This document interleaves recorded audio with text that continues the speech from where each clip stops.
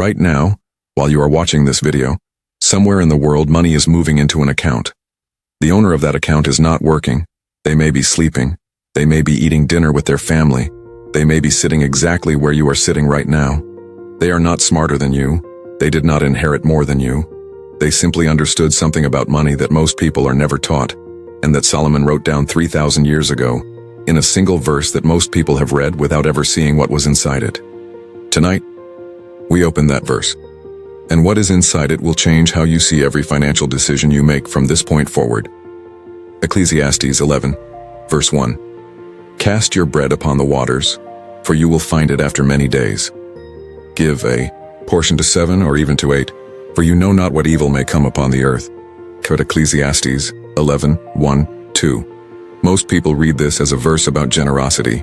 Give freely, and it will return to you. That reading is not wrong, but it is the surface. Beneath it, Solomon was describing the most sophisticated wealth strategy the ancient world had ever produced. In Solomon's era, the wealthiest merchants operated through maritime trade.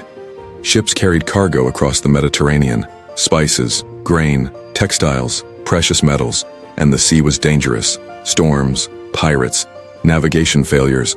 A merchant who loaded all his capital onto a single ship was one storm away from losing everything. So the wisest merchants divided their cargo, 7 ships, 8 ships. If 2 sank, 5 returned.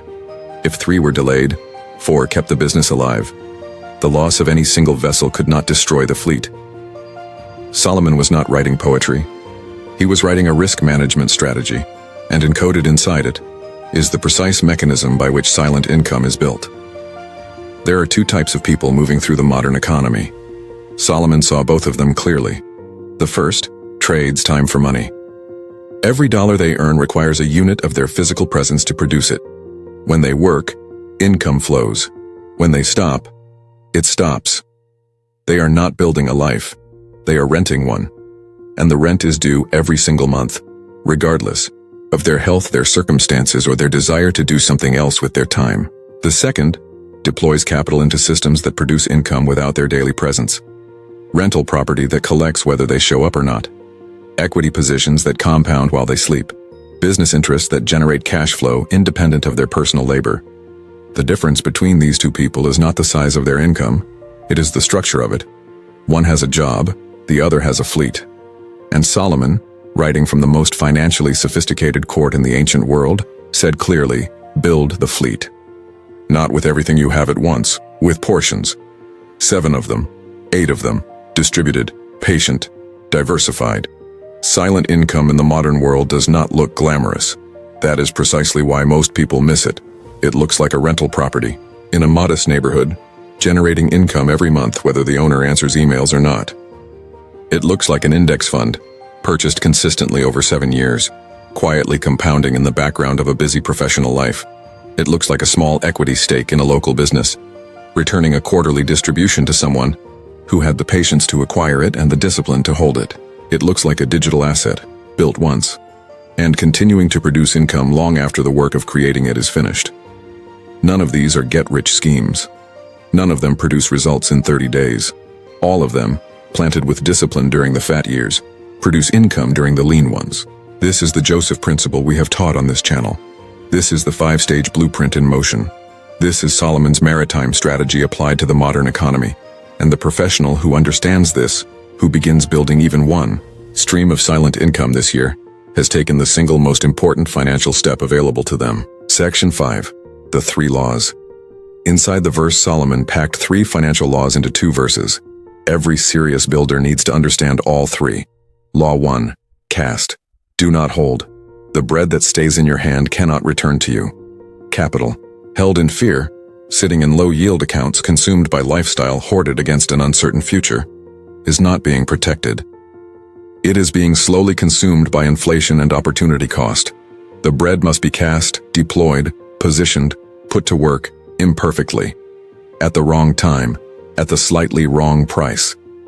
Cast, before certainty arrives, because certainty never arrives. Law 2. Divide. Do not concentrate. Give a portion to 7, or even to 8. The single income source, the one job, the one skill, the one employer, is the single ship in a very large ocean.